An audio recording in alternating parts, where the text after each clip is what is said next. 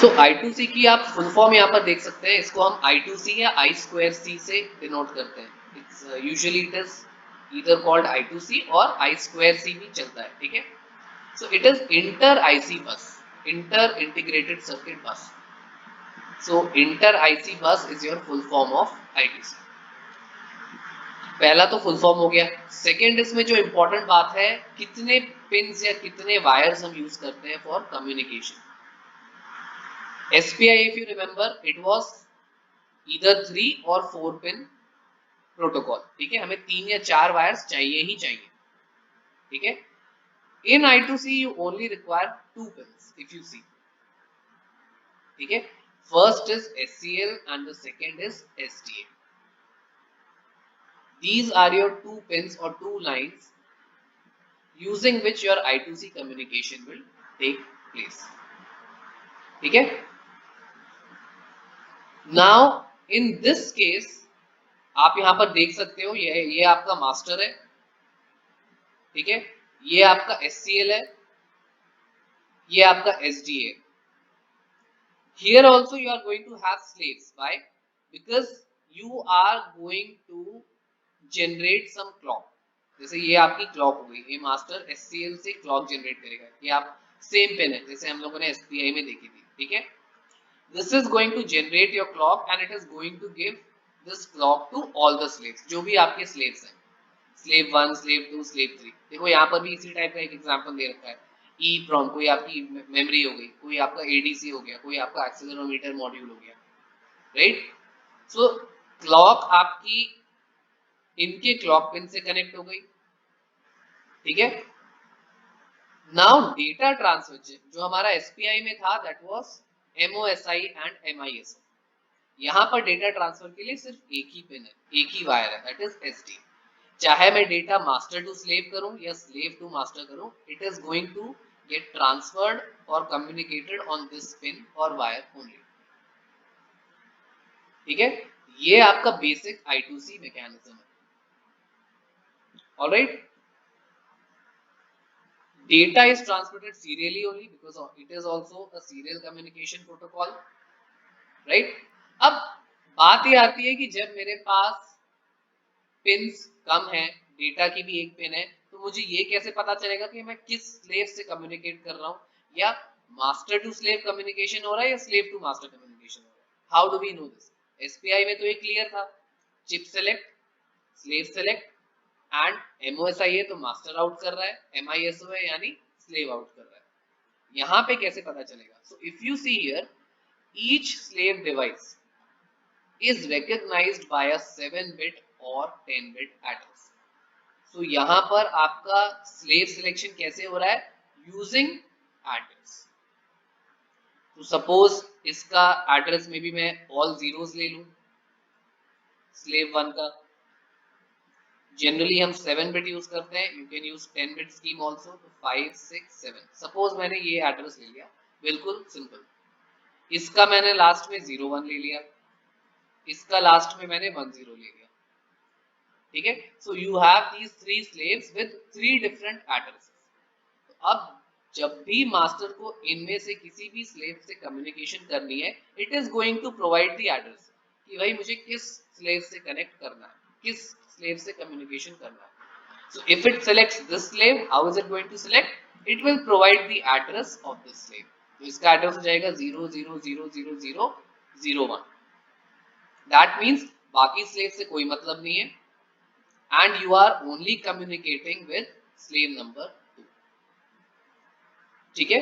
so you can connect multiple devices जैसे हमने SPI में भी देखा था, but किस से communication करना है, that will depend upon the address of the slave, ठीक है।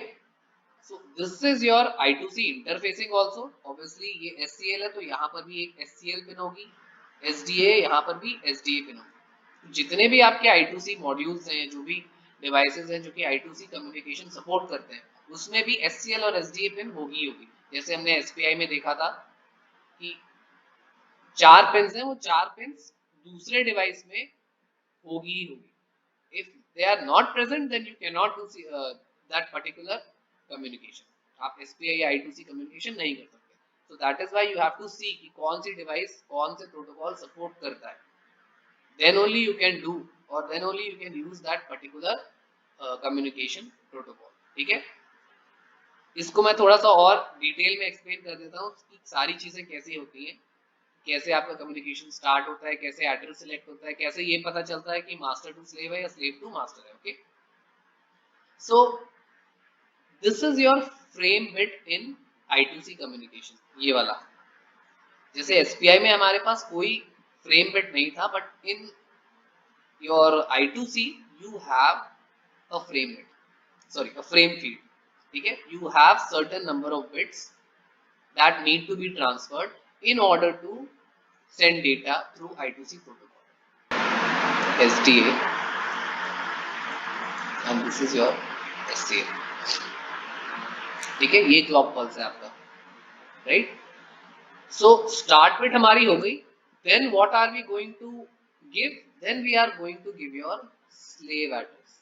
नाउ रिमेंबर, हमें स्लेव से कम्युनिकेट करना है. जिस स्लेव से कम्युनिकेट करना है मैंने उसका 7 बिट और 10 बिट स्लेव एड्रेस दे दिया इन योर क्लॉक साइकिल्स. ठीक है, after giving the slave address जो कि 7 बिट का है, I need to give read write bit. This is important.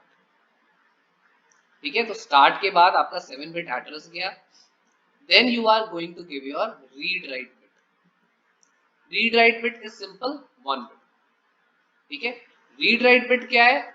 You can see here, if read write bit is 0, master is going to write to slave, and if read write bit is 1, master will read from slave. यानी read write bit 0 के लिए master to slave हो रहा है, and read write bit 1 के लिए उल्टा, slave to master. So this read write bit is very important, obviously, to specify the direction of your communication. ठीक है, so slave address के बाद read write bit आया. अगर आप master से slave भेज रहे हो तो इस bit को क्या रखोगे? 0 रखोगे, simple. ठीक है, after that we are going to have an acknowledgement from the slave. Acknowledgement का क्या मतलब है कि yes, everything is fine, ये select भी हो चुका है, and data communication direction has also been specified. By chance कुछ connection issue हुआ, ये select ही नहीं हुआ, then you will not get an acknowledgement. Not getting an acknowledgement means आपको आगे बढ़ना ही नहीं है, right? So during your communication, अगर ये सारी चीजें सही हैं, then your acknowledgement will occur from the slave. Acknowledgement किस लाइन पे आएगा? It will come on SDA line. सारा जो डेटा ट्रांसफर हो रहा है, whether it is address, whether it is read write, whether it is main data और acknowledgement, everything is happening on the data line only. कोई और line है ही नहीं इसमें. ठीक है, जैसे MISO MOSI का कोई कॉन्सेप्ट ही नहीं है. Everything is going to happen on the same line. After getting the acknowledgement, you are going to send your 8 bit और 1 बाइट डेटा.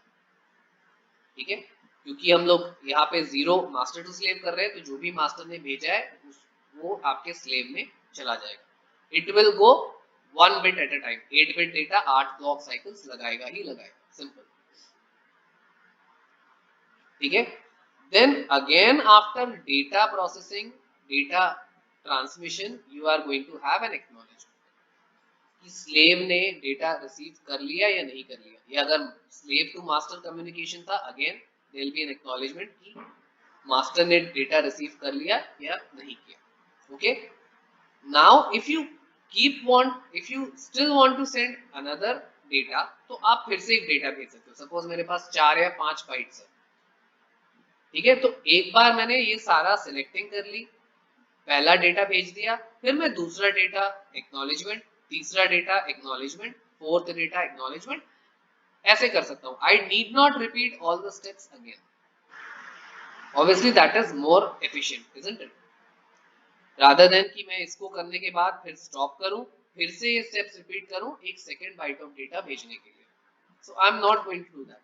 मुझे जब पता है कि मुझे एक ही मास्टर है और इसी स्लेव के साथ मुझे 5 बाइट ऑफ डेटा भेजना है, सो मैंने सारी चीजें कर ली इनिशियली, डेटा भेजा, एक्नॉलेजमेंट, सेकेंड बाइट भेजा, फिर एक्नॉलेजमेंट, फिर अगर थर्ड बाइट है तो मैं थर्ड बाइट भी डेटा का भेजूंगा and I will take the acknowledgement. Finally जब मेरा सारा कम्युनिकेशन हो चुका है then I am going to give a stop bit. ठीक है, तो stop bit is represented by a high 1। Start bit आप देख रहे हो, it is downward transition and stop bit is a high transition. ठीक है, so this is how your I2C communication is taking place. So I'll just repeat it once again, your entire process. Start yani start communication, everything is happening on SDA only. Start हुआ communication, किस slave से communicate करना है, slave address आया, read या write है, that means master to slave है या slave to master है, then read write bit accordingly select किया based on this. Then we got an acknowledgement from the slave कि सारी चीजें order में है, everything is in order. Then we start the data transmission. Depending on the number of bytes, data acknowledgement आता रहेगा। एक ही bite है तो आप डेटा एक्नॉलेज के बाद डायरेक्टली स्टॉप भी कर सकते हो। So whenever you need to end your communication, सारा डेटा ट्रांसफर हो चुका है, simply stop it. So this is your entire I2C protocol. कुछ आपको मैं इसके इंपॉर्टेंट पॉइंट्स भी बता देता हूँ, यहाँ आप देख सकते हो, ये हमने वैसे कवर कर लिए हैं। ठीक है, so master can initiate communication with another slave device after reading or writing first slave device with the help of repeated start condition। यानी अगर मुझे किसी और slave से communicate करना है then after this I will need to start my communication again। फिर से मुझे start bit देना पड़ेगा and I will need to specify कि कौन से slave से मुझे communicate करना है। Obviously उसका slave address different हो जाएगा। ठीक है, सेम से करना है then you need not change your slave address again. जैसे अभी मैंने बताया, सेम से अगर मुझे कम्युनिकेशन कंटिन्यू करना है you can continue data acknowledgement, but अगर डिफरेंट स्लेव है then you will have to restart this entire process again.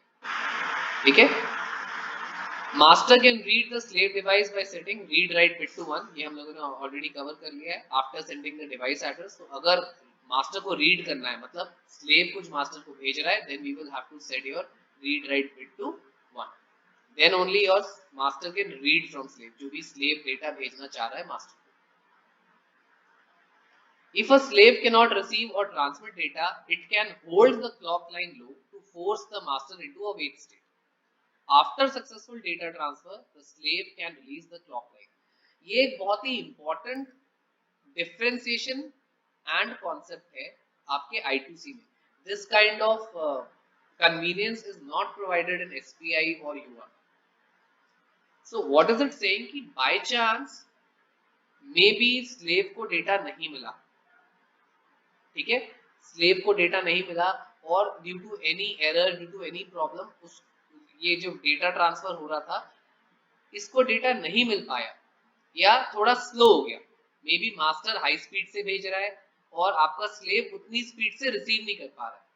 ठीक है, there can be two scenarios, there can be more also, but मैं यहाँ पे दो कवर कर रहा हूँ कि due to any problem slave को डेटा नहीं मिला और ड्यू टू स्पीड सिंक्रोनाइजेशन, यानी मास्टर काफी तेजी से भेज रहा है और स्लेव प्रोसेस नहीं कर पा रहा है उतनी तेजी से। Then what can slave do here? Slave can hold the clock line low, यानी ये जो क्लॉक चल रही है उसको कंप्लीटली लो पे होल्ड कर देगा टिल इट प्रोसेसेस और रिसीव्स द रिक्वायर्ड डेटा। सो इससे मास्टर को भी पता चल जाएगा कि हाँ कुछ होल्ड पे है, I need to hold, I should not keep sending or keep repeating whatever I am doing। ठीक है, सो यहाँ पर कम्युनिकेशन होल्ड हो जाएगा। तो ये आपका जो थर्ड पॉइंट है, it is very important with respect to I2C। Slave के पास ये पावर है कि वो मास्टर को थोड़ा सा बता दे, वेट करवाने के लिए बोल दे कि you wait for some time because I am having troubles receiving the data और I am not able to receive the data properly. जब सक्सेसफुली डेटा ट्रांसफर हो जाएगा then slave can release the clock line, यानी वापस clock आपकी normalize हो जाएगी। Alright, so this is an important point of differentiation and a unique point of I2C. ये वाला आपका point या ये वाला आपका feature SPI में UART में available नहीं है. Okay, so this is your entire I2C communication. Simple है, अगर आप समझ गए हैं, you just have to understand the frames. Slave address, read write bit आपको याद रखनी है, acknowledgement आपको पता ही है. So you can simply explain all these things point by point. Start bit क्या होता है? To start communication. Slave address is to select your slave. It can be 7 bit or 10 bit. Read write for either master to slave, slave to master. Acknowledgement from the slave if everything is fine. Then 8 bit data भेजा. Again acknowledgement if data has been received. And then a stop condition if communication has to be terminated. और अगर continue करना है communication तो data acknowledgement आपका चलता रहेगा.